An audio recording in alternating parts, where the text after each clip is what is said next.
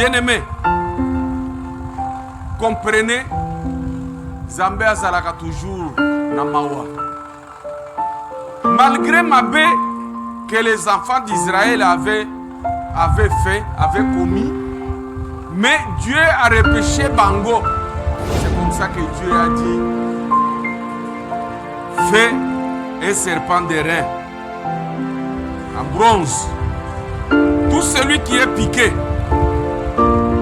tout celui qui est mordu, qu'il soulève son visage. Amen.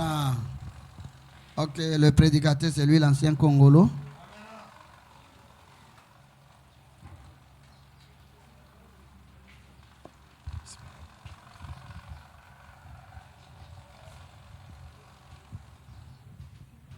Alléluia.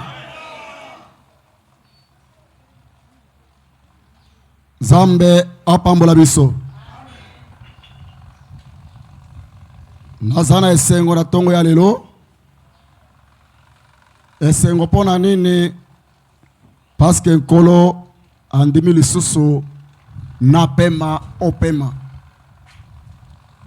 Nkolo andimi lisusu tokuta na etonga na ye pona koyoka ye pe pona kosalela ye. Ezali esengo mingi. Parce que baike nangonga oyo bango pe bazali bisika songolo pakala. Bazali ko sepela na ndenge na bango. Kasi biso toye ko sepela longo na Yesu. Fika ete Nzambe apambola biso. Nazali kotonda mobateli na biso. Na oyo azali ko sala pona ngai. Pe pona bandeko mususu. Bae papa azali ko pesa confiance pona kotelema kotelo bana Nzambe. Ezali bolingo monene papa azali kotali sepai na biso. Yango biso toza toujours na kati ya esengo. Parce que toza na moboti oyo alingi biso mingi. Papa Nzambe apambola yo. Nzambe abatela yo. Apesa yo lisusu. Bambula ebele parce que toza na posa na yo. Pe abatela mama. Pe mama Nzambe apambola yo. Nazali ko tonda lingomba ya ba ancien de l'église nyonso Nzambe apambola bino. Église ya mobimba Nzambe apambola biso. Kasi na lingina yemba mwalo yembo moko. Parce que mokola lelo epesemeli ngai na yembela Nzambe. Tikete na yembela ye. Ezali na buku 97. Nazali koyemba lo yembo oyo pamba te. Nazali koyemba yango parce que Yesu abongi na yango.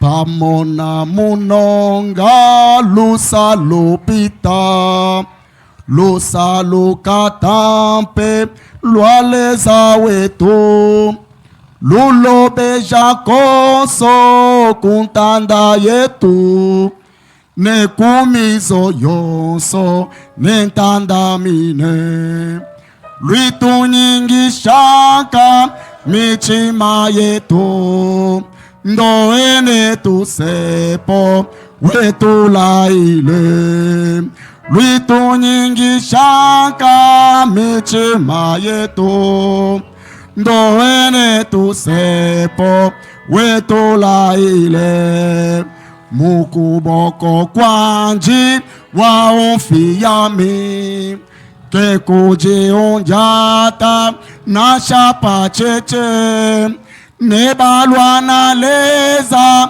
bakapangibwa bakumukokela ndoe iyabo luitu nyingi shaka michima yetu ndoene tusepo wetu laile kususuka koso tusepo toso netuso watoso pano pantanda abia bionso bine ketu chinabio otukulupile leza walusa luitu nyingi shaka michema yetu ndoene tusepo wetu laile. Alléluia. Nzambe apambola biso. Mawana Nzambe ezali munene koleka. Tokoki kokanisa yango na eloko moko te. Avanga na botama meme baye babotaki ngai me bao babotaki bango ebale oyo ebandai kokuleka ndenge ezokule. Me tala mawana Nzambe bazali kokanisa yango lokola ebale.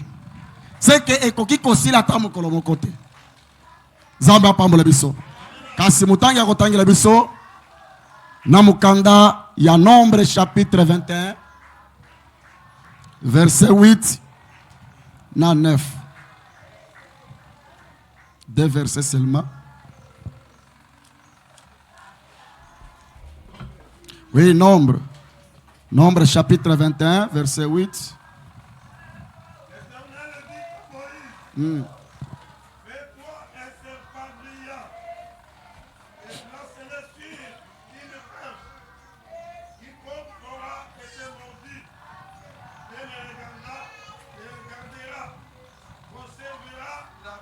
Moïse fit un serpent d'airain et le plaça sur une perche.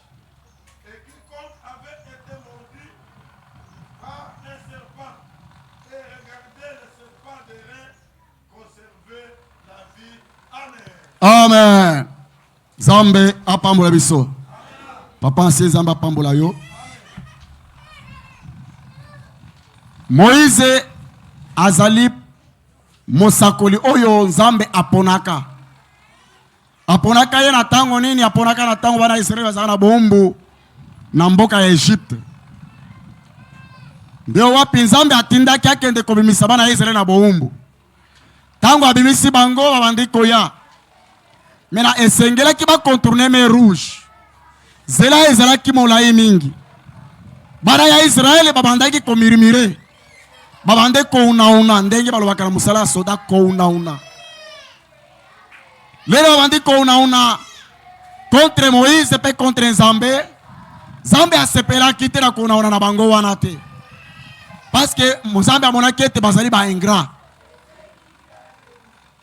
Bango nde babandaki kolela liboso na Nzambe koyebisa Nzambe tango nyonso na kati ya bombu ete minyoko eleki. Tonyoko mingi liboso ya Faraon. Nzambe ayoki kolela na bango. Nzambe atindi Moïse. Moïse akei komimisa bango na pamba boyete. Boyebi makambo ebele esalamaki na kati ya Egypte. Nzambe asalaki bikambo ebele mpona kaka alibere bana na ye bakende kosala bakende na terre sainte. Me nyonso oyo Nzambe asalelaki bango babosanaki yango. Mpona kaka kokontrole lokola nzela ezalaki molai babandi komirimire babandi koloba n'importe quoi. Nzambe ayokaki kanda. Même lelo ezali kosalema. Nzambe apesi yo souffle de vie. Nzambe azali kobatela yo. Pona kaka minyoko songolo pakala. Yo obandi koima. Obandi kolobaloba. Mais ozali kolobela Nzambe makambo oyo ezali kopesa ye kanda. Alors soro ezalaki nini? Esengelaki Nzambe apiniri bana Israel. Nzambe atindi banyoka. Babandi koswa bana Israel. Pe babandi kokufa. Nde kuna bana Israel. Eloko na yeko sepela na yango. Ezali koye komi yeba. Eloko oyo tilelo na bana Nzambe ebele balinga komi yeba te. Tango azali na likambo songo pakala oyo ekomelie. Pasi na ye amoni ete eleki Nzambe. Pasi na ye amoni ke yende mutu aliboso kozwa pasi wana. Me bango sikoyo sima ya koima. Baye komona ke biso tosumuki. Soki tozandeye tozali awa ezali grâce ya Nzambe. Bazongeli Nzambe. Basengi bolimbisi. Bayebisi Moïse. Yokela biso mawa. Parce que yondo zali représentant ya Nzambe. Yokela biso mawa yebisa Nzambe na yokela biso mawa. Nde kuna Moïse ayoki koloba bana Israel. Moïse ayebisi Nzambe. Ayebi Nzambe. Libota na yo basengi yo mawa. Yokela bango mawa. Nde kuna Nzambe azali kopesa mibeko epai ya Moïse na esika batangeli biso. Ete telebisa nyoka ya motaku. Mutu nyonso akosoma na nyoka soki atali likolo azwi bomoi. Haleluya. Esalamaki bana ya Israeli bazwaki bomoi kolekela komikitisa na bango. Tango ayeko sosola ete biso nde tozali bacoupable bayeko similie liboso na Nzambe Nzambe ayokelaki bango mawa. Yo pe tango ozaka na problème mais problème ozaka na yango oleke osimilie liboso na Nzambe osenga mawa liboso na Nzambe tamoko ezali kolekela masumu na yo moko Nzambe ayokela yo mawa alongola pasi oyo ekuti yo to pasi oyo ozali kopersevere na yango yo bandi koyimayima obandi kokende koluka bato koyebisa bango tala ba problème oyo elekeli ngai tala ba problème oyo elekeli ngai bato ozali koyebisa baza na se awa ole otala likolo esika wapi basi batombola deja oyo abongi na koyebisa makambo nyonso po ete apesa yo eyano yo bandi koyebisa bato me ndeko molinga me na ntongo ya lelo soki oza na likambo oza na problème kotala gauche à droite te tala likolo nde bisika eza na moto akopesa solution na problème oza na yango wana. Nzambe apambola biso. Nzambe apambola biso. Meme mikolo ya lelo bandimi ebele bayebaka lisusu kosenga bolimbisi te epai na Nzambe. Soki na ntango ya pasi oleki akota tala kati ya ndako na ye akumba mabolongo asenga mawa na Nzambe po ete Nzambe ayokela ye mawa alongola ye pasi wana me aza kuna te ye azali kaka koyebisa Nzambe obosani ngai Nzambe otiki ngai Nzambe boyi na boyi Nzambe boyi na boyi o ngai mpe nakotika yo ngai nakosala yo te papa alobaka mikolo nyonso soki otiki Nzambe yo nde okosufrir. Alleluya, amen amen. Kokanisa teke soki otiki Nzambe soki akosala ndeni te yo nde okomona pasi. Au contraire yo ozawanaka mpona kosimilie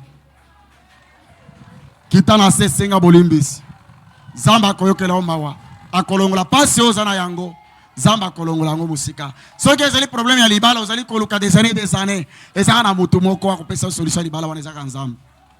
Ezali koyimayima na yo wana te to ezali bato ozali kotalisa problème oza na yango wana nde bato akopesa solution tanke yo moko ozali kodemere kati ya masumu ata mokolo moko te ozwa yano te.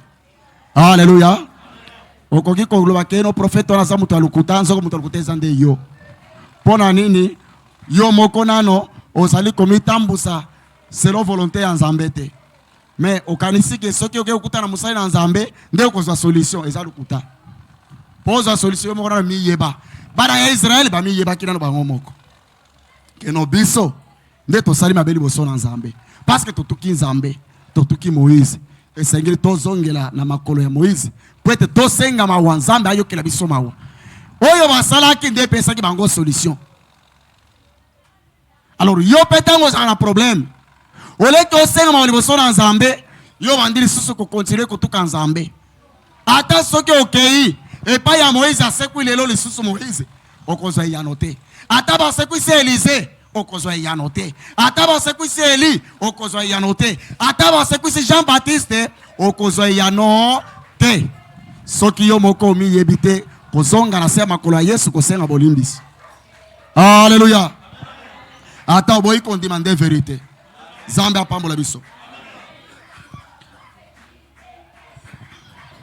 Na ntango ya kala Nzambe azali amimonisi epai ya Moïse mais tokomona sikoyo na Nouveau Testament esika wapi bazali kotalisa biso nyoka ya motaku oyo Moïse ayebaki na kotombola kati ya désert oyo ya bongwani akomi Yesu Kristo oyo lelo toye na ntongo ya lelo kocelebre tozali boso ya mesa na elambo esika wapi tozali kokundula milulu ya nkolo Yesu oyo akufaki pe asekwi motangi okotangela biso na mokanda ya Jean chapitre 3 verset 14 jusqu'à 16.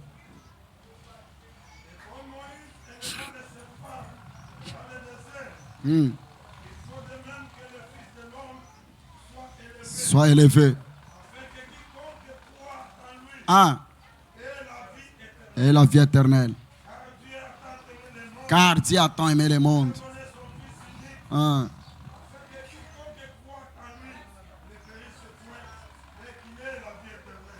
Alléluia. Amen, amen.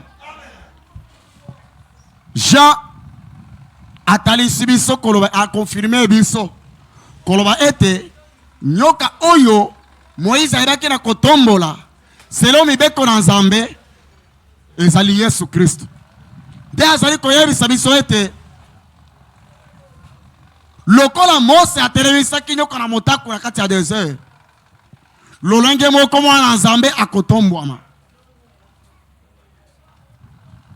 E mutu nyonso oyo akotala epai na Yesu akobatela bomoi na ye. Alléluia. Yokanisi bomoi oza na yango okobatela yango wapi? Soki kati na Yesu te. C'est que bomoi eza kati ya Yesu. Soki olingi vivre ezala na Jésus. Soki oza na problème olingi Yesu la solution. Esengeli otala Yesu. Na tongo ya lelo kotala mutu mususu te. Tozali susu na tango ya kalate ya kotala susu nyoka ya motaku te. Lelo ezali Jésus Christ oyo apesamelaki biso, oyo mwana tolingi tokundela milulu na ye ya mbotama. Nde oyo tozali kotalela mikolo nyonso ya bomoi na biso. Soki oza na likambo na yo kokende pa ya mutu mususu te, kotala esika mususu te, yo tala Yesu. Après komitala yo moko lolenge nini ozali komitambusa.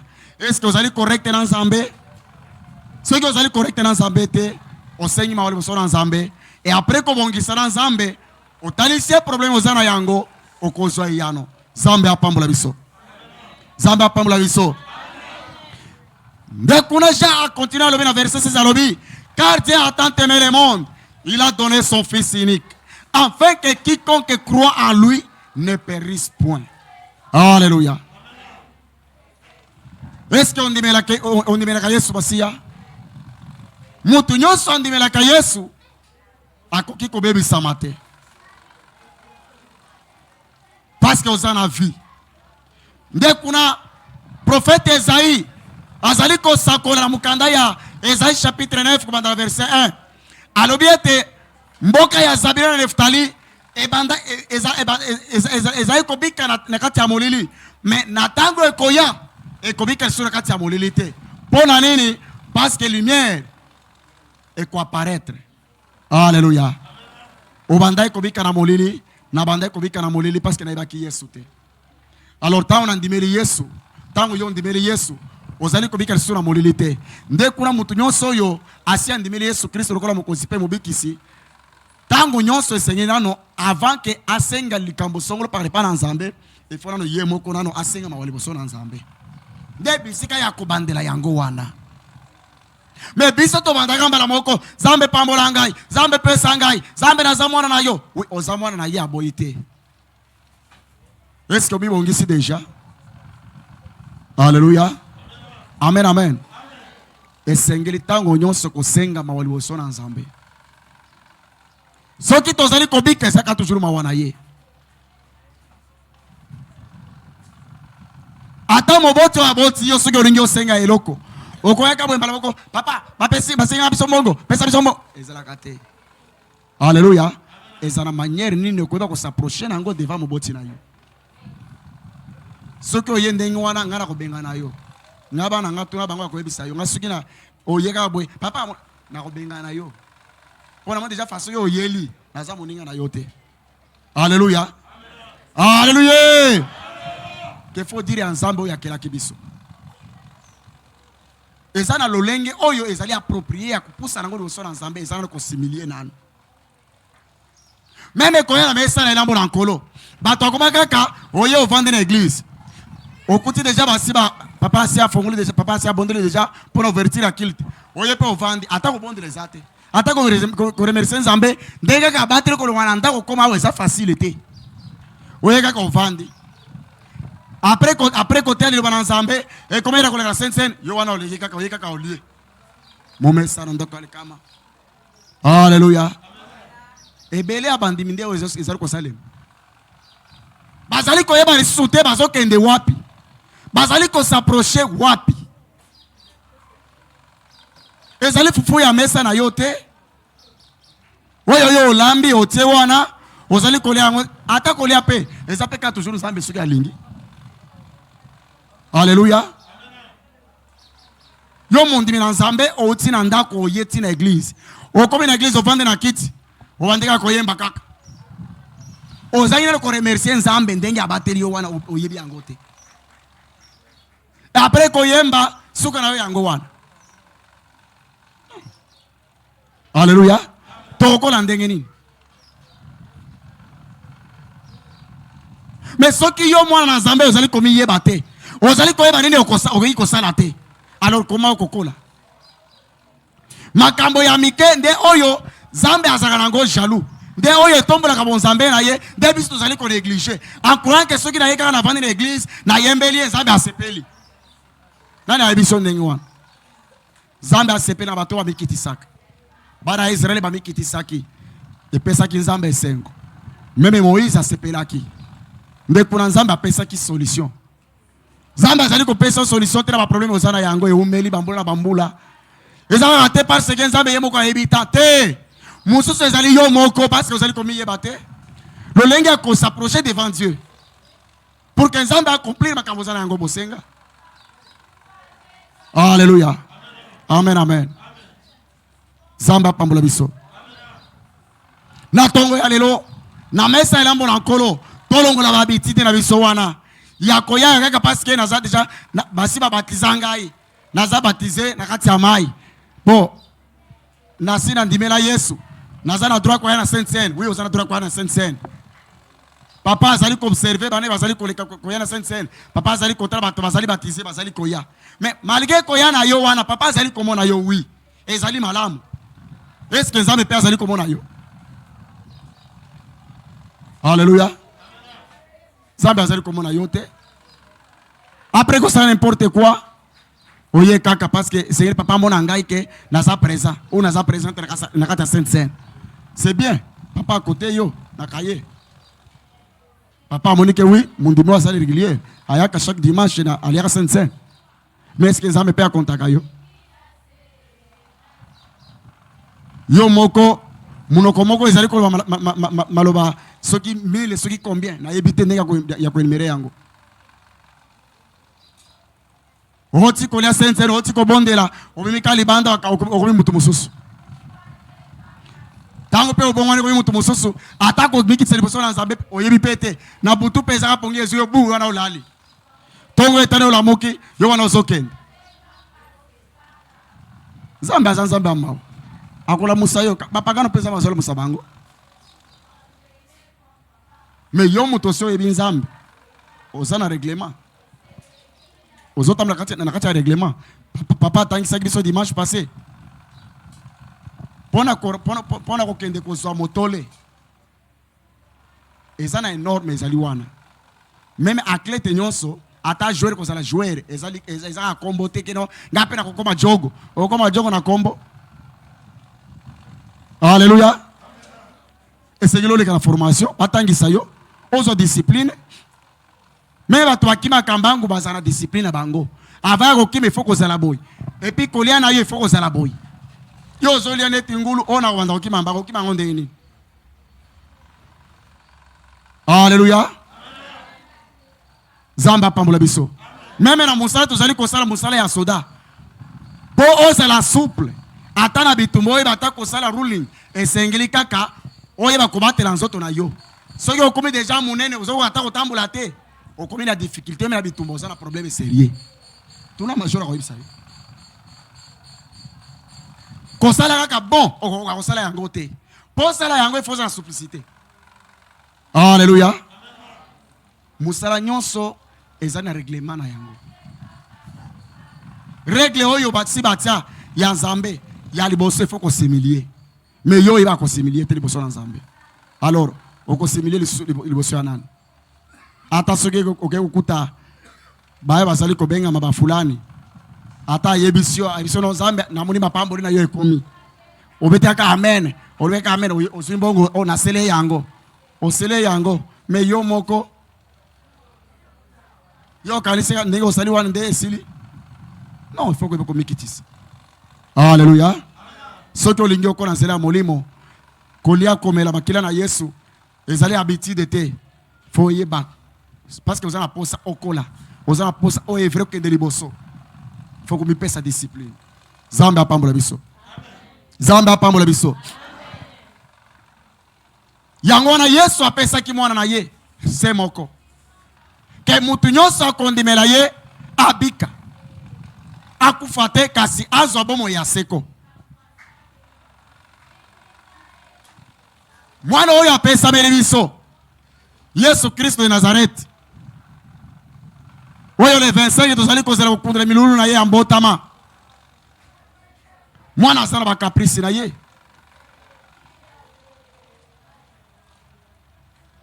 ezali mutu nyonso abengami mpona komema mwana oyo te mpo omema ye fo ozala mari alleluya ifo ozala mari mpo omema mwana oyo est-ce que oza mari est-ce que naza mari mpona mwana oyo akopesa melangai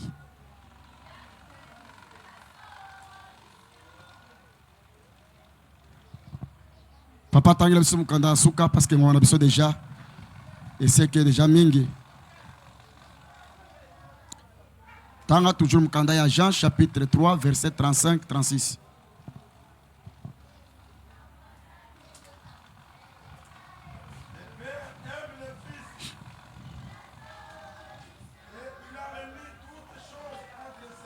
apesie makoki nyonso na kati ya maboko na ye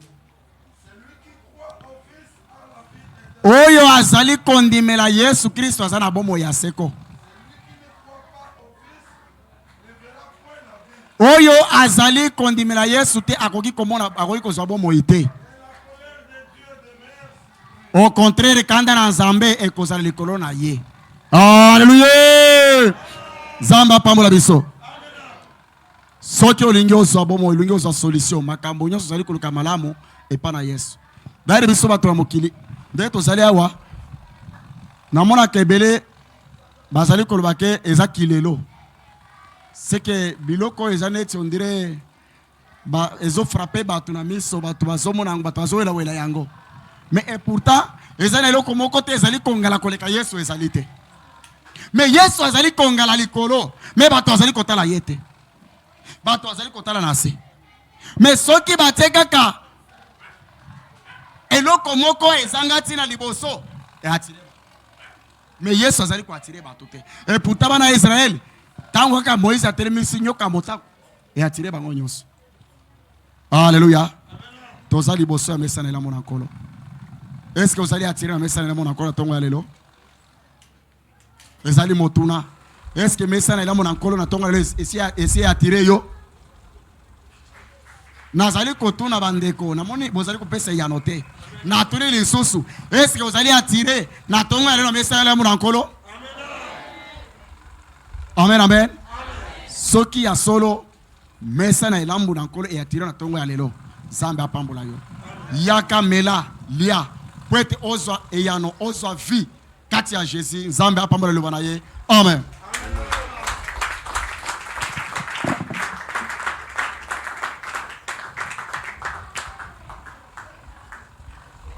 Amen. Ya solo. Ça c'était l'ordre de Dieu. Bana Israël, ils ont souffert avec des piqûres. Ba morsure yaba nyoka wana. Balobi ke na espace wana ya Arabie il y a une catégorie de serpents baza belé. Les serpents qu'on appelle Sérastes. Alors, yeso qui a piqué yo, ozoyo ka brûlure.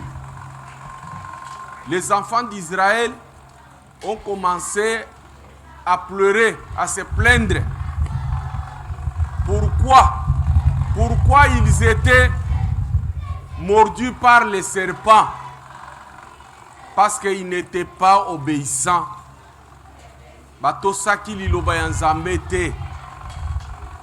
Dieu qui les a fait sortir d'Égypte, ils ont déjà oublié. Ils ont commencé à critiquer Moïse. Ils ont parlé n'importe quoi. Dieu n'était pas content. C'est ainsi que ces serpents-là ont commencé à les mordre. Bien-aimés, comprenez, Zambé azalaka toujours na mawa. Malgré Mabé que les enfants d'Israël avaient commis, mais Dieu a repêché Bango. Il fallait battre là. C'est comme ça que Dieu a dit, fais un serpent d'airain en bronze. Tout celui qui est piqué, tout celui qui est mordu, qu'il soulève son visage. Ses yeux qu'il regarde au-dessus, qu'il regarde ces serpents d'airain. Et après, oser sentir l'issue sous brûlurité. Bien-aimé, il n'y a que Jésus-Christ et Sika et Sengeli Kotala pour ça, ma ben abisso. Dieu a pitié de toi. Azobo sanamakamonyo se amabe osalaka. Mais ce qu'il te demande, Ozarana Kondima, Otala Jésus-Christ qui a été pendu au bois. Et tu seras libéré. Tu seras libre. Amen. Amen. Oui. Que Dieu nous bénisse. Amen. Que Dieu nous bénisse. Amen. Oui. Si vous voulez regarder ailleurs, Etalio. Banyo kawana bakoswa yo et on peut perdre vie na yo. Il y a beaucoup de gens, au lieu de regarder Jésus-Christ à la croix, qui a été pendu à la croix, il y a bandu kotala bandeko. Oh, moi j'ai mes frères. Ngana za na famille ya mutuya. Oh, ngana za famille ya mutuya bakoki kopesa yo makambo mususu, bakopesa yo bomo ite. Il n'y a que Jésus-Christ qui donne la vie. Amen. Oui, c'est comme ça que Actes des Apôtres Zoloba 4:12. Salut, lobiko ezali epa ya mutu mususu te. Ezali kaka kati na Jésus-Christ. Amen. Oui, tu peux dire que non. Moi, je gagne bien ma vie. Je travaille et je gagne autant d'argent, tout ça. C'est bien. Mais le salut ne vient que de Jésus-Christ. Que Dieu nous bénisse. Amen. Ah, le salut ne vient que de Jésus-Christ. Amen. Amen. Oui. Alors, il faut avoir la foi. Est-ce que ce matin, vous avez la foi pour regarder Jésus-Christ? C'est dans cette chair. Dans cette chair, oui. Tu peux avoir l'argent aujourd'hui, tu peux bien manger et demain tu tombes malade. Le lendemain, il y a encore un autre problème. Amen. Oui, c'est vrai, c'est ça. C'est cette semaine qui vient de se passer, parce qu'aujourd'hui c'est dimanche et nous commençons la nouvelle semaine. Hein? C'est le premier jour de la semaine. La semaine passée ici, ça fait mal. Nous avons enterré 2 personnes de grande importance. N'est-ce pas? Oui. Alors, chez moi au poste là, il y avait une dame aussi qui est partie comme ça. Le lundi là, elle était au travail. Elle a signé même la liste de présence. Et elle est arrivée le mardi, elle a senti un peu de malaise et tout ça. Le vendredi, elle était morte aussi. Quand on a enterré le mardi, notre bien-aimé, le pasteur Xavier, le mercredi, nous étions encore au cimetière pour aller enterrer cette dame qui n'était pas malade. Elle laisse ses enfants. Bon, tu vois, tu peux dire que tu es bien, tu n'es pas bien. Pour être bien, il faut regarder Jésus-Christ. Que Dieu nous bénisse. Est-ce que vous le regardez? Est-ce que vous êtes attentifs pour le regarder? Parce que c'est lui qui donne la vie. Que Dieu nous bénisse. Prions, prions, remercions Dieu.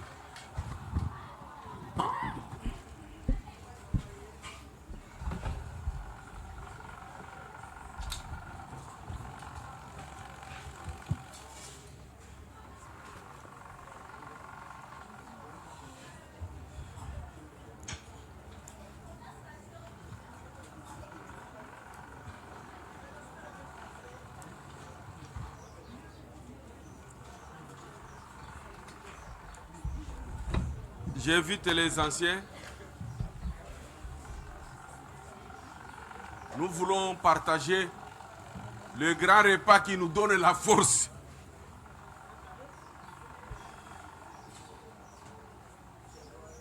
Monsieur Barthélemy, vous priez pour ce pain.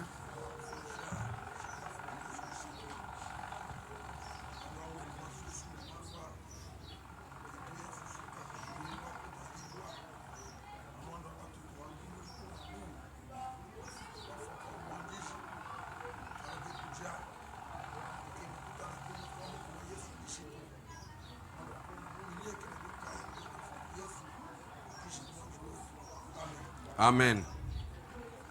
Bonjour.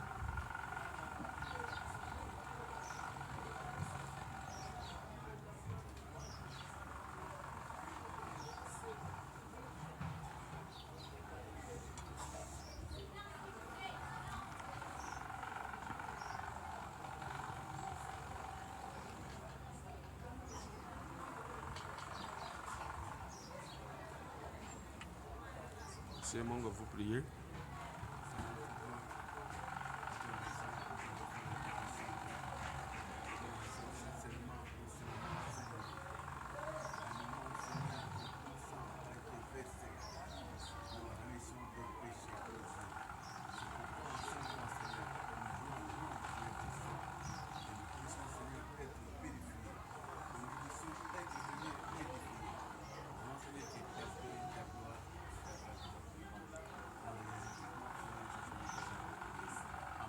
Amen.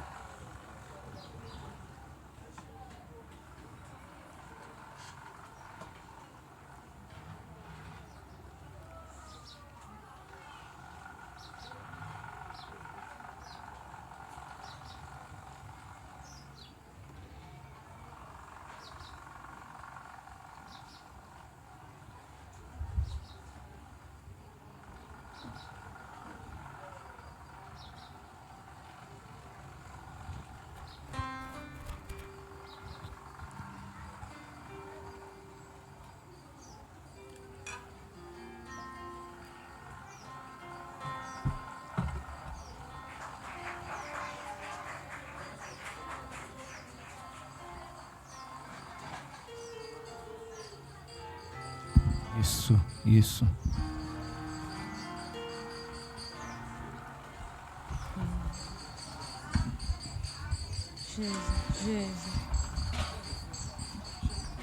Isso.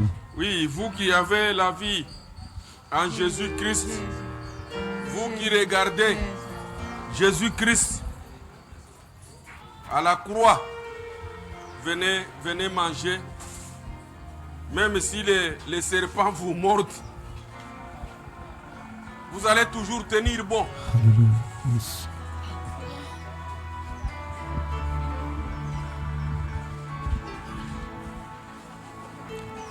Unyanyuliwe Baba, uheshimiwe,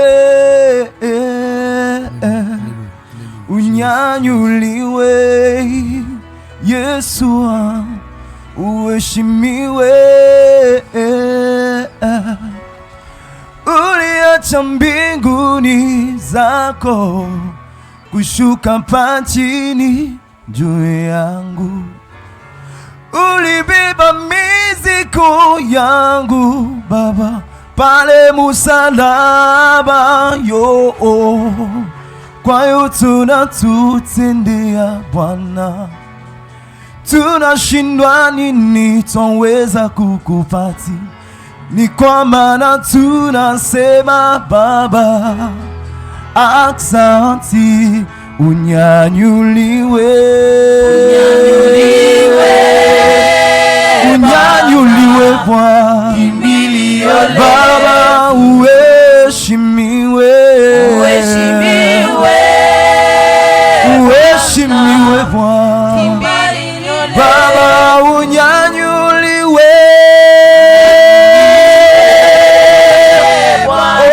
Yesu wangu, Baba, uheshimiwe, uheshimiwe Bwana, kwa yote unatutendea Bwana, jemadari wangu wewe, mkombozi wangu wewe, Yesu wangu, Yesu wangu, asante kwa yote unatenda, kwa yote unatutendea, jemadari wangu wewe, mkombozi wangu wewe, Yesu wangu, Yesu wangu wewe, asante. Haleluya, pumuzi ninayo haina kwa nguvu yangu, Yesu wangu, afya ninayo haina kwa nguvu yangu, haleluya, bazazi tuko nabo, Yesu wangu, haina kwa nguvu yangu, haleluya, afya ninayo, Yesu wangu, haina kwa nguvu yangu, haleluya, kanisa tuko nayo, haina kwa nguvu yangu, kwa yote unatutendea Bwana, tunashindwa nini twaweza kukupati? Ni kwa maana tunasema Bwana, aksanti, unyanyuliwe, unyanyuliwe, unyanyuliwe Bwana, Baba, uheshimiwe, uheshimiwe, uheshimiwe Bwana, kimbilio Baba, unyanyuliwe, unyanyuliwe Baba, Baba, uheshimiwe, uheshimiwe Bwana, kwa yote unatutendea Bwana, jemadari wangu wewe, mkombozi wangu wewe, Yesu wangu, Yesu wangu wewe, kwa yote unatenda, jemadari wangu wewe, mkombozi wangu wewe, Yesu wangu, Yesu wangu wewe, twasema Baba, asante, twasema ye, aksanti, twasema Baba, asante, twasema ye, asante, wewe ni Bwana, asante, Yesu wangu wewe, asante, kimbilio langu wewe, asante, tegemeo langu asante, wewe ni Bwana, asante, Yesu wangu asante, nikufananishe na nani? asante, Yesu wangu wewe, asante, unyanyuliwe,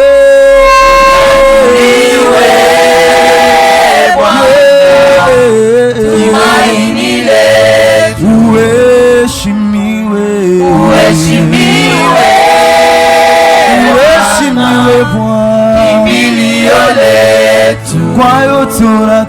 unitendea kwa yote unatutendea Bwana. Jemadari wangu wewe, Tunashindwa nini twaweza kukupatia, ni kwa maana tunasema Bwana asanti.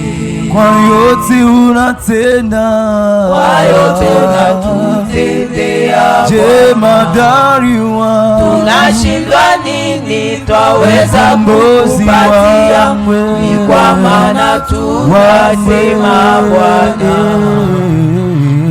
asanti. Prions, remercions le Seigneur.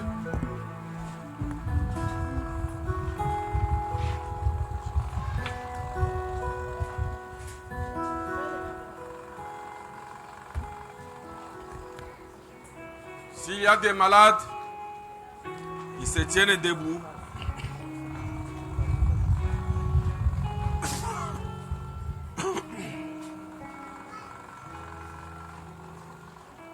Vous qui êtes en bonne santé, priez pour les malades.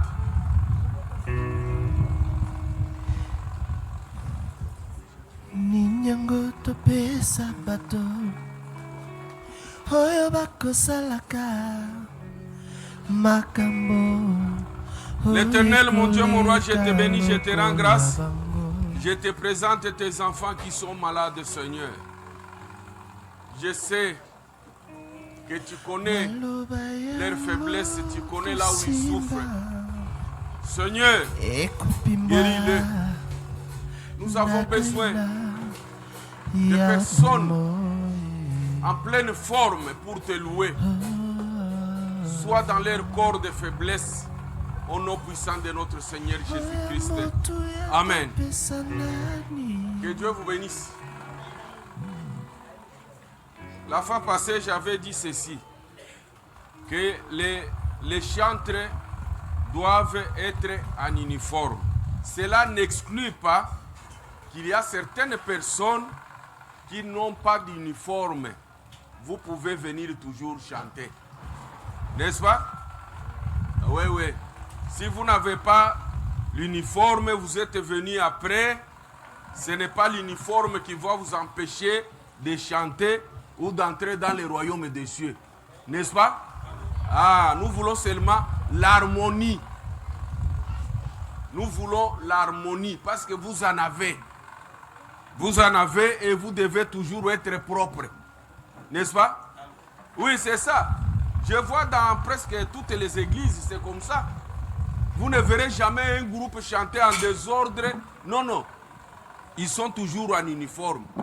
Que Dieu vous bénisse. Ok.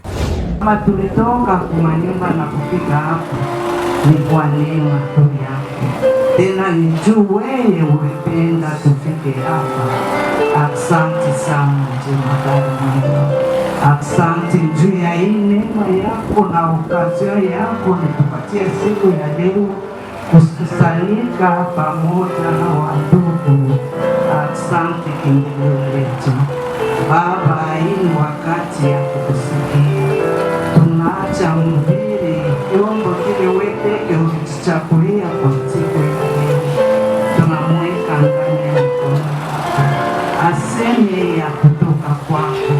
Roho Mtakatifu ya kwako ishuke katikati nawe. Imujaze Mungu mzima na Mungu mwenyewe. Ninaacha na asamble yote ndani ya mikono yako. Baba, tuwe masikio ya mwili, fungula ya roho. Yote tutasikia pahali hapa, tuimetra praktiki. Jina takatifu la Yesu Kristo, tunavunja yote ya distraction, yote yenye kutengeneza na shetani, tulivunja na kuyaribu jina la Yesu Kristo. Baba, wewe peke utawale pahali hapa, sema katikati yetu, na sisi tukusikie na tutumike. Jina takatifu la Yesu Kristo ninaomba, amen.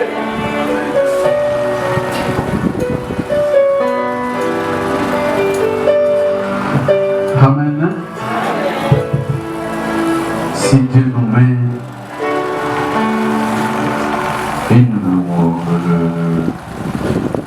nous met un degré élevé. Il y a louange, il y a adoration, c'est-à-dire qu'il y a une délivrance qui se veut quelque part. Gloire au Seigneur. Si vous sentez que vous êtes touché, vous louez, vous glorifiez, vous adorez votre Seigneur. Pour le moment, nous voulons entendre la parole. C'est cette parole qui donne la vie. En ce temps où notre Seigneur Jésus-Christ est né, c'est un moment crucial, un moment où nous devons célébrer la naissance de Jésus-Christ, qui marque l'an zéro, où on a commencé à compter. Gloire au Seigneur. Ce n'est pas n'importe quelle naissance, c'est une naissance qui est spirituelle. Nous voulons entendre la parole. C'est notre berger, le révérend pasteur Mukumbi, qui va nous alimenter, qui va nous nourrir, et que l'Esprit de Dieu les conduise. Maman Jeanne va interpréter. Que Dieu vous bénisse et bon appétit. On peut d'abord acclamer pour la parole. Acclamons très fort pour la parole. Bien-aimés, nous saluons au nom de notre Seigneur Jésus-Christ. Balingami topesi bino mbote na kombo ya nkolo na biso Yesu Kristo. Sans tarder, nous lisons la parole de Dieu. Nakokumela te tozali kotanga maloba ya Nzambe. Évangile selon Matthieu chapitre 3. Sango malamu ya Matthieu chapitre ya misato. Verset 1er jusqu'à 10. Kolongo ya liboso kilozomi. 3, 1er à 10, nous lisons. En ce temps-là, parut Jean-Baptiste, prêchant dans le désert de Judée. Il disait: répondez-vous, car le royaume des cieux est proche. Jean est celui qui avait été annoncé par Isaïe le prophète lorsqu'il dit: c'est ici la voix de celui qui crie dans le désert. Préparez le chemin du Seigneur, aplanissez ses sentiers. Jean avait un vêtement de poils de chameau et une ceinture de cuir autour des reins. Il se nourrissait de sauterelles et de miel sauvage. Les habitants de Jérusalem, de toute la Judée et de tout le pays des environs du Jourdain se rendaient auprès de lui et confessant leurs péchés, ils se faisaient baptiser par lui dans le fleuve du Jourdain. Mais voyant venir à son baptême beaucoup de pharisiens et de sadducéens, il leur dit: race de vipères, qui vous a appris à fuir la colère à venir? Produisez donc du fruit digne de la repentance. Et ne prétendez pas dire en vous-même: nous avons Abraham pour père. Car je vous déclare que de ces pierres-ci, Dieu peut susciter des enfants à Abraham. Déjà la cognée est mise à la racine des arbres. Tout arbre donc qui ne produit pas de bons fruits sera coupé et jeté au feu. Amen. Amen. Bon matin. Vous savez, nous attendons l'arrivée de notre Seigneur Jésus-Christ. Boyebi, tozali kozela. Boye ya nkolo na biso Yesu Kristo.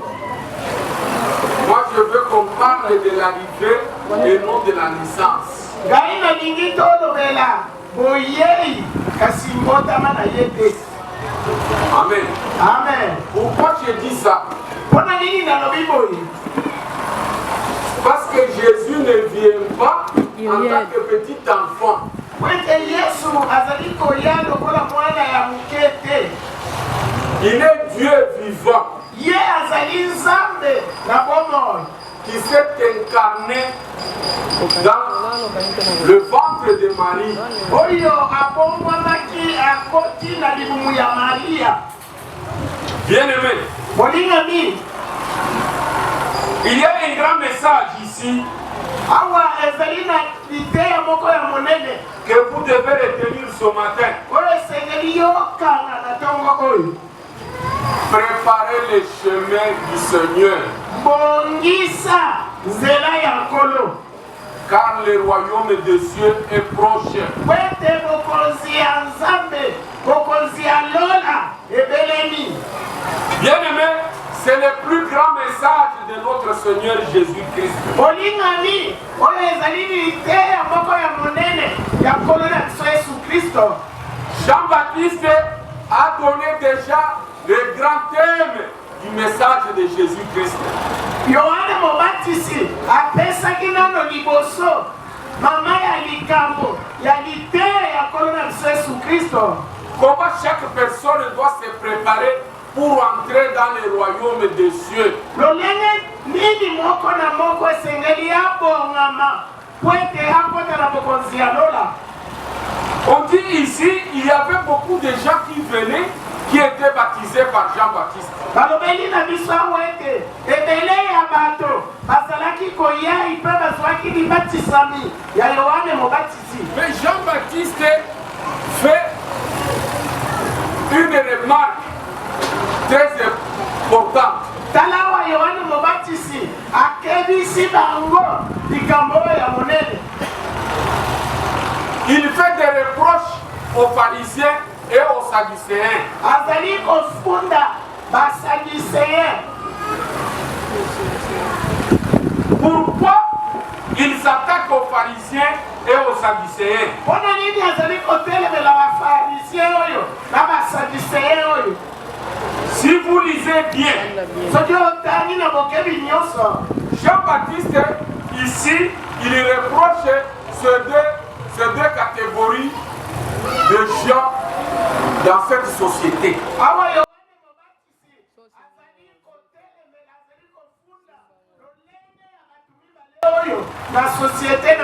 Jésus-Christ n'était pas passé outre. Parce que Jean-Baptiste dit ceci. Il dénonce les grands défauts de ces deux catégories.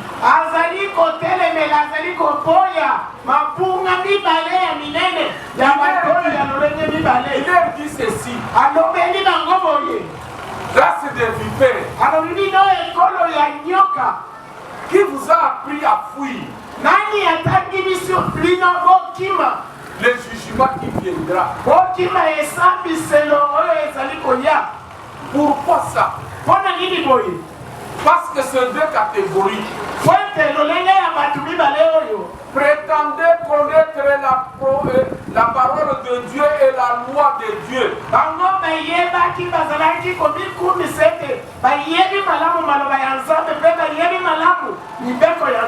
Ils se prenaient pour des grands connaisseurs de la loi.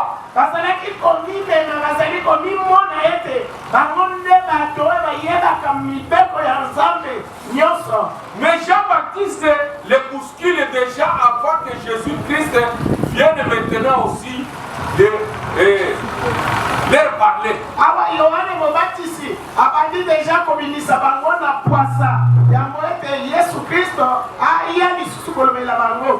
Il leur dit ceci.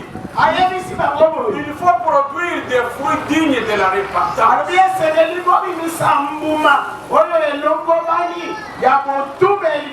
Si vous voulez entrer dans le royaume des cieux, il est reproché parce que c'était des hypocrites.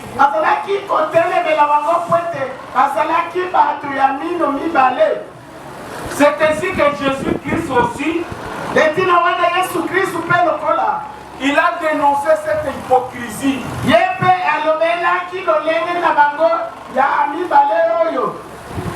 Quand vous lisez Matthieu chapitre 23,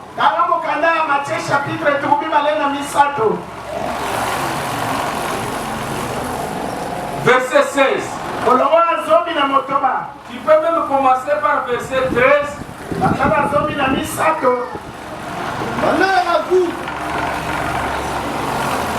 Malheur à vous, scribes et pharisiens hypocrites, Oui. Parce que vous fermez aux hommes le royaume des cieux. Vous n'y entrez pas vous-même. Et vous n'y laissez pas entrer ceux qui veulent entrer. Dans ma version, il est dit ceci. Un pharisien hypocrite, spécialiste. Il se croyait spécialiste. Il se croyait maître de la loi. Mais en réalité, cette loi qui n'était pas respectée par eux.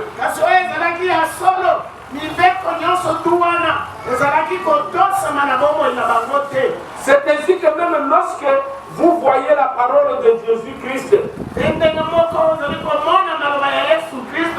en Jean chapitre 8,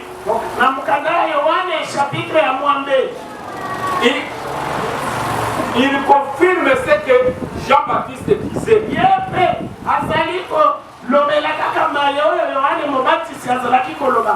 Il dénonce l'hypocrisie de ces gens qui se croient spécialistes, de ces gens qui croient qu'ils vont entrer dans le royaume des cieux. Lorsque vous lisez à partir du verset 1er, Jésus s'est rendu à la montagne des Oliviers. Mais dès le matin, il alla de nouveau dans le temple et tout le peuple vint à lui. S'étant assis, il les enseignait. Alors les scribes et les pharisiens amenèrent une femme surprise à l'adultère. Oui.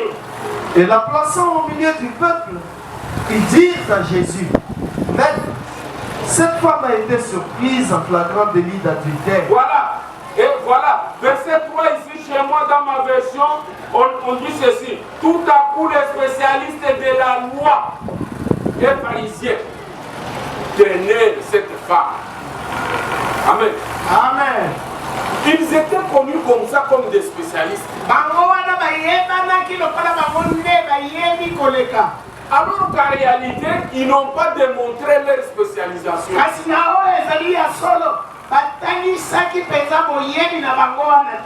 Parce que la loi n'amenait pas, mais la loi n'envoyait pas les gens à faire du mal. Mais pour eux qui se disaient spécialistes,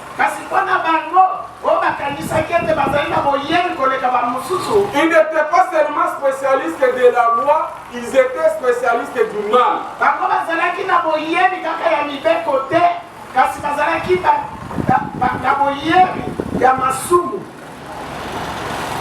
Ils ont montré l'apparence de bonnes personnes. Mais en réalité, ces gens ne pratiquaient pas la loi comme il faut.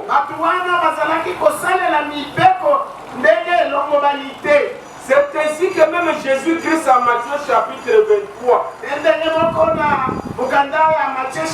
23,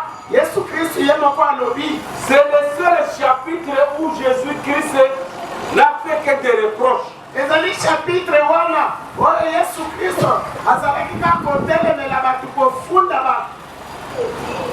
Il dit ceci, verset 13. Malheur à vous, spécialistes de la loi et pharisiens hypocrites.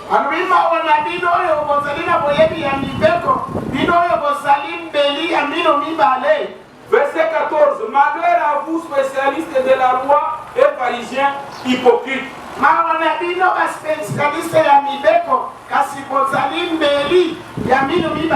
Car vous dépouillez les veuves de leurs biens.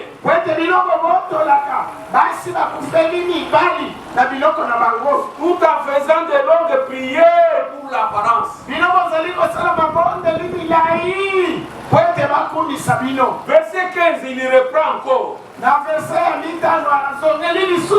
Malheur à vous, spécialistes de la loi et pharisiens hypocrites.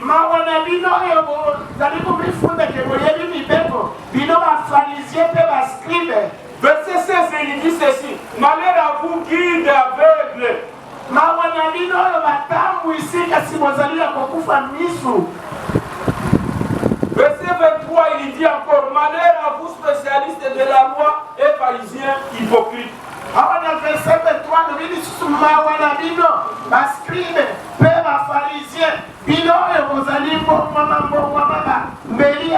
mibale.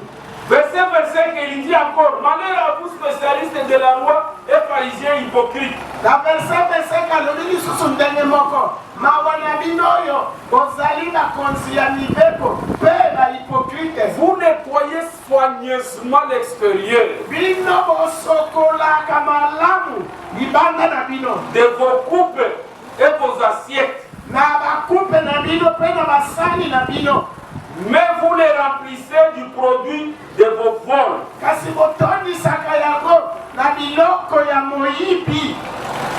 Verset 27, il dit encore, Na verset 27 alobi lisusu malheur à vous spécialistes de la loi et pharisiens hypocrites. mawa na bino bafarisien na bascribe bino bahypokrite.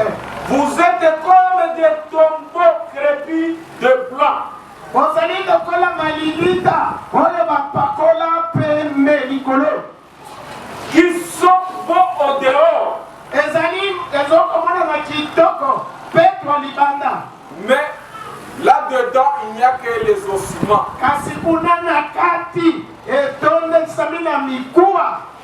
Verset 29, il dit encore, malheur à vous spécialistes de la loi, Na verset 29 alobi lisusu mawa na bino oyo bozali komitanisaka boyebi mibeko mingi, les pharisiens hypocrites. bino bafarisien beli ya bana ya mino mibale. Bien-aimés dans le Seigneur, Molino mikati na kolo c'est très profond. oyo ezali ya mozindo makasi. Comment ces gens pouvaient prétendre entrer dans le royaume de Dieu? Tala nano lolenge ya bato oyo bazalaki kokanisa ete bakokɔta na bokonzi ya Nzambe. De même, à nos jours, Lolenge moko na mikolo na biso ya lelo vous voyez souvent les gens qui montrent une bonne apparence. okomona bato ebele bazali kotalisa libanda na bango ete ezali kitoko. Des spécialistes de bonnes paroles. Bato oyo bazali na lolenge na elobeli na bango ya maloba wana ya sukali ya kitoko, Mais ils ne sont pas spécialistes de bonnes pratiques. kasi bazali baspesialiste te ya esaleli wana ya kitoko. Or, Jean-Baptiste ici, il attire l'attention de ces deux catégories. Awa tala Yohane Mobatisi azali kobenga makanisi ya lolenge ya bato ya boye. Une façon de leur dire que la personne qui viendra après moi va vous parler de ce royaume. Lolenge na ye ya koyebisa bango ete moto oyo akoya nsima na ngai ye akolobela bino na oyo etali bokonzi oyo. Mais vous ne fournissez aucun effort pour vous purifier. Bino bozali kosala atako makasi na bino moko te po ete bozala petwa. Nous sommes maintenant à la fin de l'année. Tala tobeleli na suka ya mbula. Suivez-moi bien. Bolandanga Vous les ivrognes, suivez-moi bien. bino oyo bato ya milangwa bolandanga malamu. Vous savez qu'à la fin de l'année, Boyeli malamu ete na suka ya mbula beaucoup de gens, en dépit de leur prière, bato ebele atako ebele ya mabondeli na bango les jours de fête, mikolo wana ya fete ya milulu vous allez les trouver ivres. okokuta bango basili kolangwa. Ils font une chose et son côté. Bazali kosala eloko oyo mpe na mosusu na yango Parce que Dieu nous a gardés. po ete Nzambe abateli biso. Et si Dieu vous a gardés, pour le remercier, il faut être ivre. Soki Nzambe abatelaki bino mpo na kozongisela ye matondo esengeli yo olangwa. Parce que Dieu vous a gardés, il faut danser, hein?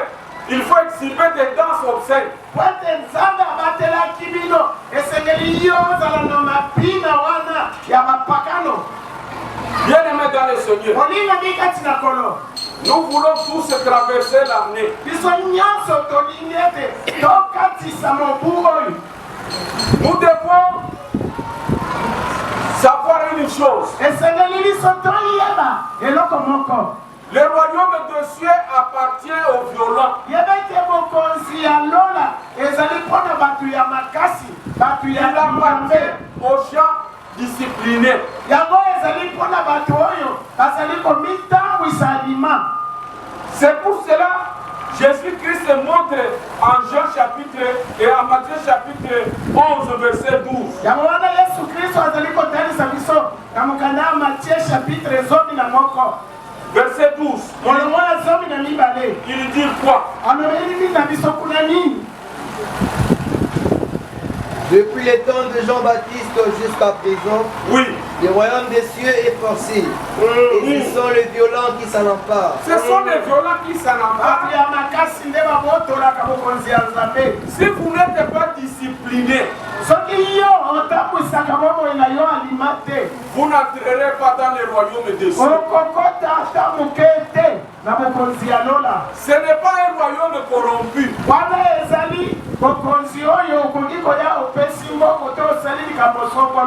royaume géré par un tribaliste, non.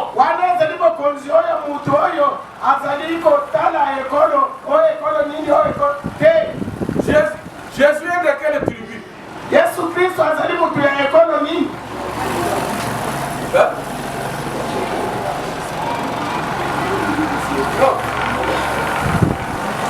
Exprimez-vous bien.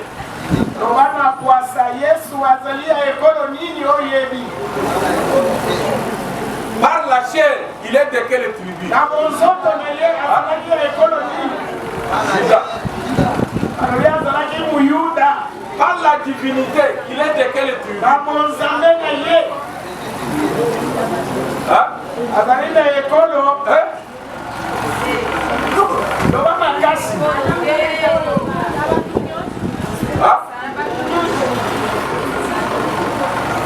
Non. Vous savez. Oyebi.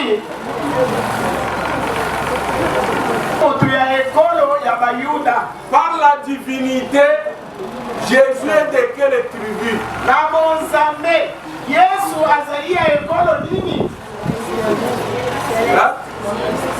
Vous connaissez sa tribu?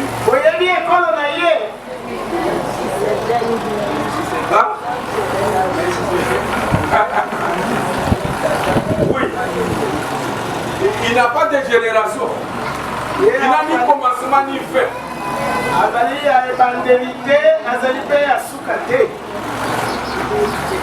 Il est de quelle tribu alors?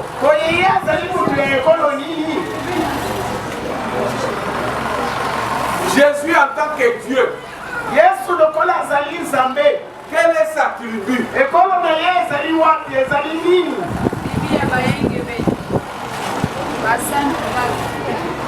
Qui a dit ça? Que Dieu te bénisse. Il est de la tribu des saints, de la tribu de la sainteté. Si vous voulez entrer dans le royaume de Jésus, il faut être de cette tribu.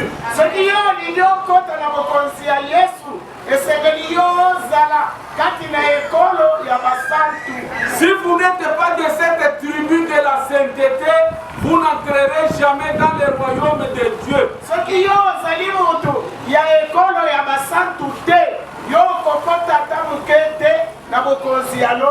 Que Dieu nous bénisse, bien-aimés. Les gens sont habitués à bénéficier des faveurs humains à cause de leur rapprochement, à cause de leurs identités.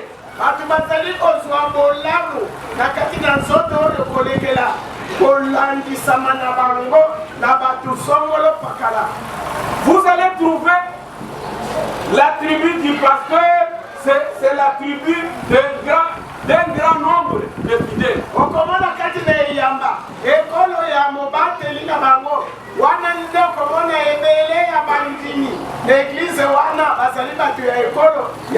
Même si ce dernier n'est pas de la tribu de la sainteté.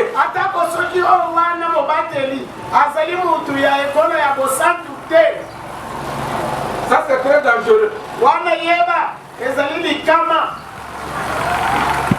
Bien-aimés dans le Seigneur, faisons très attention.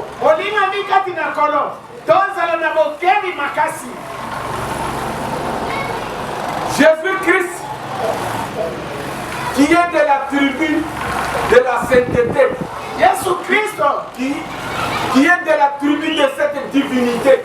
Yesu Kristo oyo azali mutu ya ekolo ya bosantu, oyo azali mutu ya ekolo ya bonzambe. Si vous ne faites pas ce que lui veut, soki yo osalaka te maye oyo ye alingaka, si vous ne changez pas, soki yo ozali kobongwama te, vous devez savoir que vous n'avez pas droit d'entrer dans ce royaume. esengeli yo moko oyeba ete opesameli ningisa ya kokota na bokonzi na ye te. J'apprends qu'il y a même des chantres qui se saoulent régulièrement, après ils mangent les oignons. nayokaka ete ezali ata balanga nzembo bamimelelaka na bango masanga ndenge balingi, nsima na yango balie matungulu. Enterrez cette habitude en 2024. kunda momesano wana na 2024 oyo. L'habitude tue. yeba ete momesano ebomaka. Si vous voulez traverser cette année avec cette habitude-là, soki olingi okatisa mobu oyo kaka na momesano moko wana, vous allez pleurer. yeba ete okolela. Qui vous dit que vous aurez l'occasion de vous repentir, de confesser votre péché là. nano yebisi ete okozala na libaku ya koya kotubela, ya koya kobimisa lisumu na yo wana. Parce que la mort peut vous surprendre. po ete yeba ete liwa ekoki koyela yo na pwasa. La mort peut me surprendre moi. liwa mpe ekoya koyela ngai na pwasa ngai. La mort ne lance jamais des invitations. yeba ete liwa elembaka te kotinda bainvitation. Bien-aimés dans le Seigneur, molinga mikati na kolo, il y a d'autres personnes. ezali na bato mosusu La mort vous trouve au moment où vous êtes grosse, d'une grossesse, du dehors, d'une grossesse injuste. liwa ye ekuti yo ntango yo otondi zemi ya libanda, zemi ya makambo songolo. Peut-être vous avez émis le vœu de confesser votre péché après avoir accouché et que la mort vous surprend. Ntango mosusu olingaki ete nsima ya kobota nde ya kotubela wana omoni kaka liwa eyeli yo na pwasa. Que Dieu nous bénisse. tika nzambe apambola biso. Même vous les jeunes gens, n'aidez pas vos petites filles à avorter. atako bino bilenge bosunga bandeko na bino ya basi teke balongolaka bazemi. Vous dites que non, vous voulez pas pécher. olobi ete ngai nazalaka na nga mosuki te. Et vous et elle, vous êtes tous des pécheurs. yeba ete ngai yo oyo osungaki na ye bino nyonso bozali basumuki. Vous êtes tous des criminels. bozali baboma bato. Que Dieu nous bénisse d'abord. Amen. Que Dieu nous bénisse. Amen. Et vous qui faites la médecine, faites très attention. na bino bozali koyekola kelasi ya baminganga bozalaka na bokebi mpo na yango mingi. Les médecins et les infirmiers, faites très attention. bino baminganga badoktere na bainfirmier bozala na bokebi mpo na yango. N'aidez pas les personnes à tuer les enfants. bosunga bato teke babomaka bana te. Ça, c'est l'avertissement de 2024. oyo ezali likebisi ya mobu 2024. Sinon, vous allez vous retrouver en prison. soki te okomikuta okomi na boloko kuna. Oui. ya solo Dieu parle tantôt d'une manière, tantôt d'une autre. nzambe alobaka na lolenge ya kokesana. Il y en a qui croient que non, mais notre pasteur, il a toujours été un peu rigoureux, il parle seulement. Non, non, faites très attention. bamosusu balobi ete mobateli na biso atelemelaka makambo azali koloba na ye kaka. zala na bokebi ya solo. Si vous ne faites pas attention, vous allez regretter après. soki yo okebi te okolela nsima. Jésus qui est de la tribu de de la sainteté. Yesu oyo azali mutu ya ekolo ya bosantu. Qu'est-ce que les anges disent à Dieu? Angelo bayebisaka nini na Nzambe? Balobaka que divin, divin. Qu'est-ce qu'il crie quoi? Monsanto, Monsanto. C'est pour cela que vous avez échoué à cette question. Il y a seulement un moment d'appeler ce qu'il y a. Parce que les anges, vous croyez que les anges ne parlent pas. Lorsque les anges sont auprès de Dieu, ils n'ont qu'un seul mot.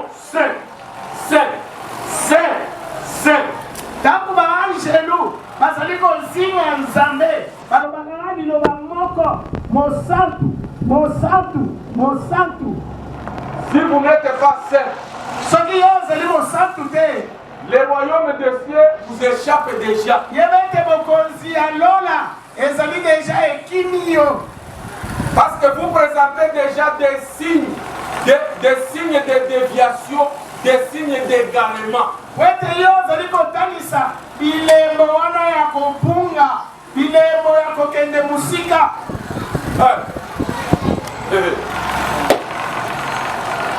Les soulats. Bato ya bilangwa.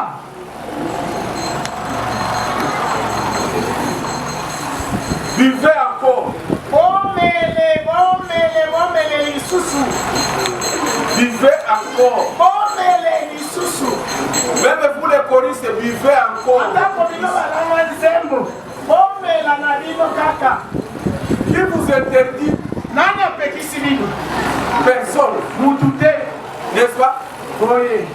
Mais c'est la fin qui va vous interdire. Kasi yebete ezali suka ya mwende kopekisa yo.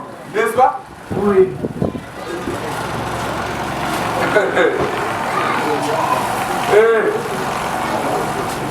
Moi, quand on va fouler. Mobu esuki. Attention, vous va brûler.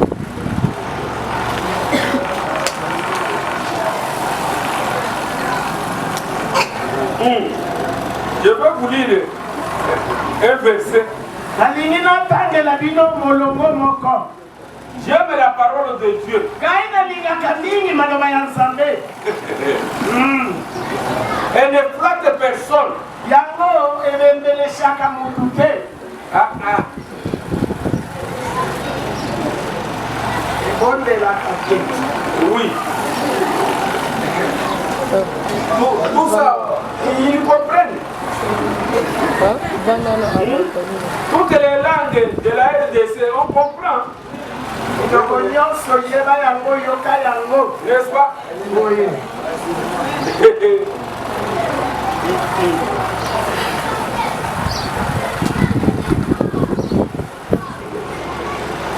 Apocalypse chapitre 22, verset 11. Apocalypse 22, 11. Que celui qui commet le mal continue à mal agir. Mutu nyonso azali kosala mabe akoba na kosala mabe na ye. Que celui qui est impur continue à s'adonner à l'impureté. Mutu nyonso azali kobika na mbindo akoba na kosala na mbindo na ye. Mais que celui qui est juste continue à faire ce qui est juste. Mutu azali na bosembo akoba na kosala makambo ya bosembo.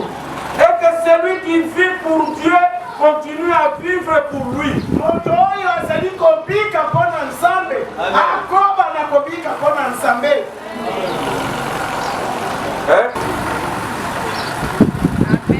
Toi tu es maman. Yo ozali mama. Les filles viennent te consulter parce que tu connais comment on aborde. Bana mike ya basi bazoya kotuna yo pwete yo yebaka ndenge basopaka zembe. Vous êtes responsable de tous ces crimes-là. Yebete yo omeli mpe mikumba ya misala wana. Que Dieu nous bénisse. Amen. Oui. Oui. Même les mariés. Atako babalani. Oh non, on avait qualifié, on ne pourrait pas avoir l'enfant. Mais l'enfant est déjà entré, mais vous allez aborder. Otobongamaki tobongisaki ete toza nano na posa ya mwana te. Kasi mwana ye olobi ete tolimwisa ye. Est-ce que vous êtes normal? Hein? Amen. Amen. C'est comme le président nord-coréen qui a grossé sa fille. Sokola mokonzi wana ya Corée. Pesi mwana na ye mukumba. Vous êtes au courant de ça? Boyebi yango ni sololo. L'héritier oyo azali mokitani na ye mwana ya mwasi du royaume, mokitani ya bokonzi na ye.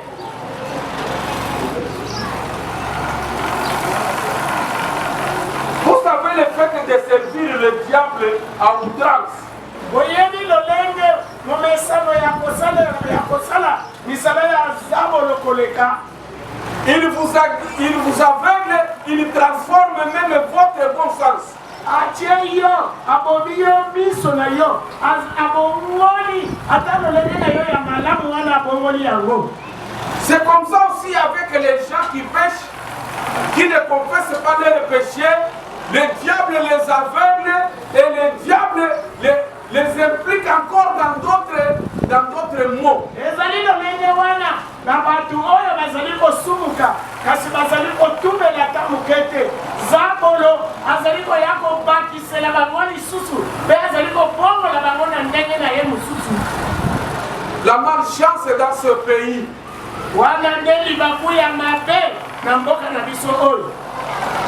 Notre laïcité nous amène à accepter n'importe qui comme serviteur. Kopete na biso, kotau na biso. Ezali komema biso tomema tozwa mutu nyonso ete ye mpe azali mosali kaka ya biso. Même des faux. Atako baoyo ya luputa. Que Dieu nous bénisse. Amen. Il y en a qui sont déjà fâchés. Nous sommes à la fin de l'année. Moi je demande à mon Dieu de me révéler d'abord ce qui est caché, le mal qui est caché, le mal que nous ne voulons pas traverser l'année.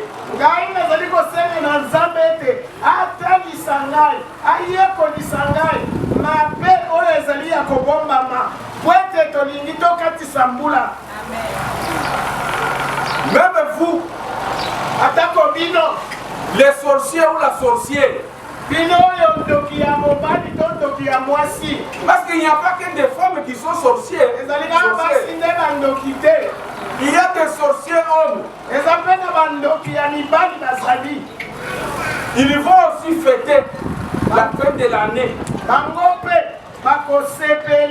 Ils traversent l'année avec leur sorcellerie.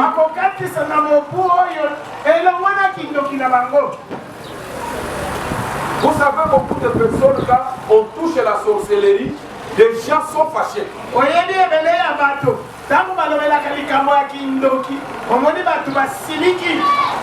Est-ce que les sorciers vont hériter le royaume de cieux?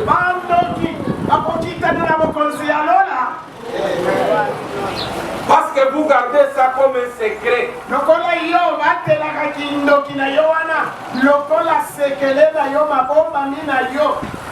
Même les francs-maçons gardent le secret.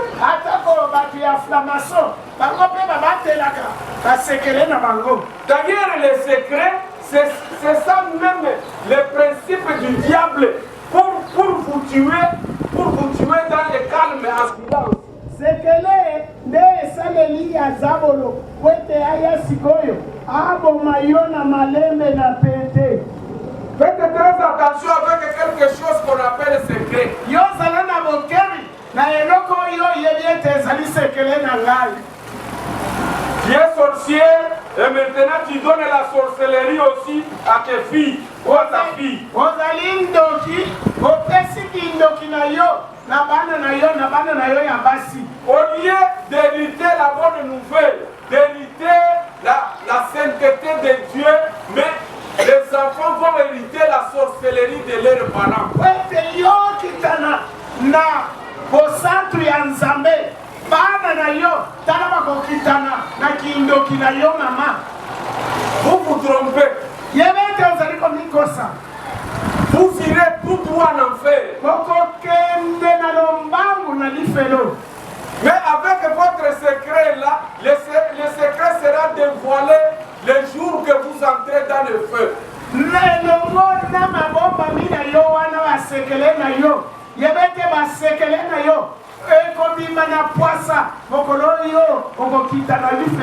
C'est ce qui va montrer que tu gardais les secrets de la sorcellerie.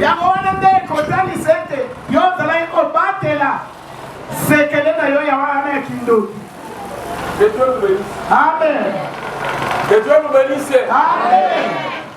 Même si vous vous fâchez, moi je vous mets sur la bonne voie.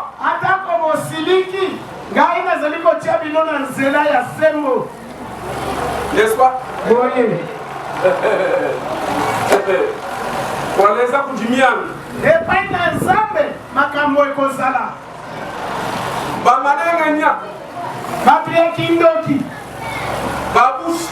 Batu ya kindoki ya koloka batu. Bashikani. Batu ya motema mabe. Amake bakatwela mu mulongo ewa. Ete bao wana bakokota tamukete na mukonzi ya lola. Bakatila bakanyoyo kota. Bango bakolela, bakotepa bakolela. Lokorola imashinda. Yo bongisa nde manzela na yo. Mulongo wafumwe tuke mujabui. Wete mukonzi ya korona biso ebelemi. Kena mukatwele mulongo walezi. Wana ndebi no mukokota na mukonzi ya Nzambe. Que Dieu nous bénisse. Nzambe ya pango la biso.